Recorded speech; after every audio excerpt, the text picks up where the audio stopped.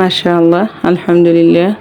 শরবত তো অনেক খেয়েছেন। এরকম গরমের সময় ঠান্ডা ঠান্ডা এক গ্লাস শরবত, লেবু আর আম দিয়ে যদি শরবতটা হয় তাহলে কেমন হয়, অবশ্যই একবার হলেও আপনারা ট্রাই করে দেখবেন। আমার ভিডিওটি শেষ পর্যন্ত দেখার অনুরোধ রইল।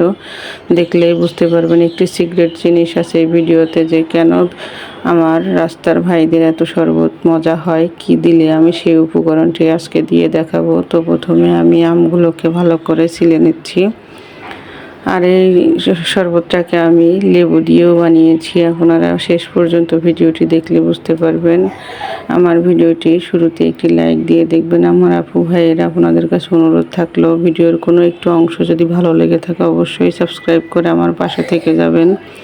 আমাকে বেশি বেশি সাপোর্ট করবেন, আমার চ্যানেলটিকে যেন সবার কাছে পৌঁছে যায়। এই জন্য আমাকে একটি লাইক দিয়ে সবাই ভিডিও দেখবেন। আমার আপু ভাইয়ের, আপনাদের কাছে বেশি বেশি রিকোয়েস্ট থাকলো আমার। তো আমি আমগুলোকে ভালো করে আমি ছিলে নিচ্ছি, দেখতেই পারছেন। আমার ভিডিওটি দেখলে বুঝতে পারবেন। আর এরকম গরমের সময় কলিজা ঠান্ডা করা একটি শরবত আমি মনে করি। প্রচুর গরম চলছে আর এখন এগুলো উপকরণ সবার ঘরেই আছে। এভাবে এক গ্লাস শরবত বানিয়ে খেয়ে দেখবেন। কোনো মেহমান আসলে তাদেরকেও আপনারা এটা বানিয়ে খাওয়ালে তারা সব সময় মনে রাখবে ইনশাল্লাহ। বাসায় ট্রাই করবেন। তো আমি আমগুলোকে একে একে ছিলে নিচ্ছি। আর এখন আমের ভিতরে তো বুঝতেই পারেন, অনেক সময় অনেক আমের ভিতরে দেখা যায় যে উপরে পাকা ভিতরে কাঁচা, এই আমটাও তাই, কাঁচা পাকা বলতে পারেন। অবশ্য শরবতটা এতটাই মজা হয়েছিল এই আম আর লেবু দিয়ে। আরেকটি জিনিস আমি দিয়েছি, সেটা সিক্রেট। আপনারা ভিডিও শেষ পর্যন্ত দেখলে বুঝতে পারবেন। কিছু স্কিপ করলে হয়তো সেটা বাদ পড়ে যাবে।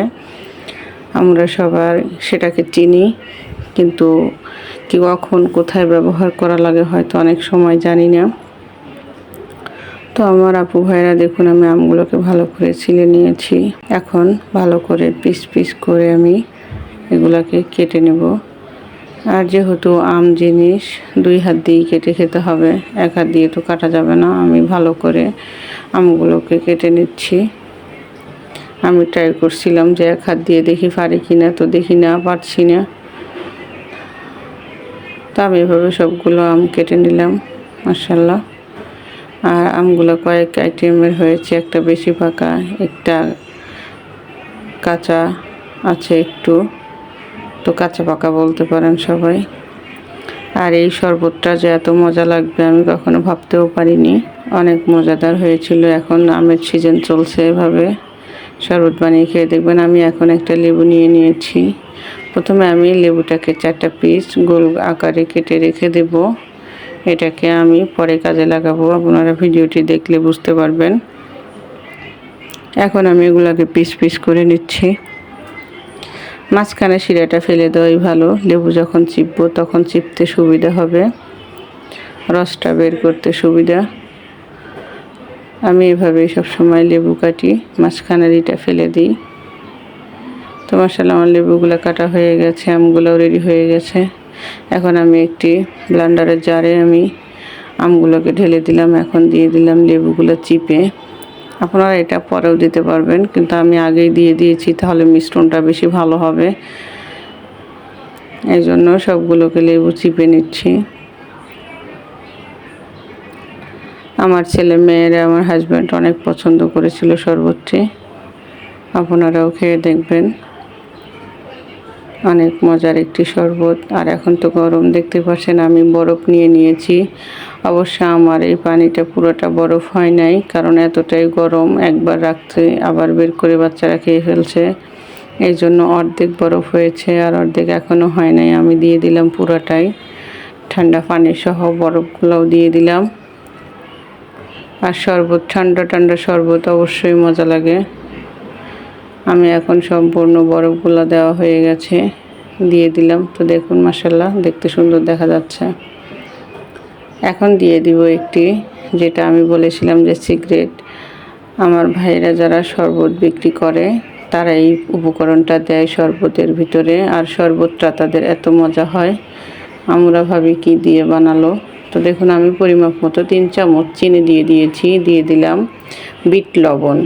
আর শরবতে সবসময়ই বিট লবণটা ইউজ করে, আর বিট লবণের মজাটা শরবতেই পাওয়া যায়। তো দেখুন আমি ব্লেন্ড করে নিয়েছি। এখন এটাকে পুরো ঘন হয়ে গেছে, এত ঘন তো আর শরবত খাওয়া যাবে না। এটাকে আমি এখন ঠান্ডা পানি মিক্স করব। আমি একটি বলে ঢেলে নিলাম। একটু মাঝে মাঝে আস্তে আস্তে আছে, সমস্যা নেই, এটা থাকবেই। এটা থাকলেও খারাপ না, আপনার ইচ্ছা করলে ছেঁকে নিতে পারবেন। আর আমি ঠান্ডা পানি মিলিয়ে দিলাম। পরিবারের মানুষ অনুযায়ী যে কতজন সদস্য সেই গ্লাস যেন হয় সেই অনুযায়ী আমি পানি মিক্স করে নিলাম। ঠান্ডা ঠান্ডা পানি, ফ্রিজের, দেখেই বুঝতে পারছেন। আমার আপু ভাইরা, আপনাদের কাছে রিকোয়েস্ট থাকবে অবশ্যই আমার চ্যানেলটিকে একটা লাইক দিবেন, সাবস্ক্রাইব করবেন, পাশে থাকা বেল আইকনটি বাজিয়ে দিবেন। আমি আপনাদের কাছে বেশি বেশি অনুরোধ করছি। তো আমি এখন গ্লাসে গ্লাসে উঠিয়ে নিচ্ছি। আর আমার আপু ভাইরা যারা আমার চ্যানেলটিকে সাবস্ক্রাইব করেছেন, লাইক দিয়ে ভিডিও দেখেন, তাদের প্রতি অসংখ্য ধন্যবাদ ও কৃতজ্ঞতা প্রকাশ করছি। আমার শরবত রেডি হয়ে গেছে। যে যেখানেই থাকবেন সব সময় এভাবে এক গ্লাস শরবত বানিয়ে খাবেন। ভালো থাকবেন। আল্লাহ হাফেজ।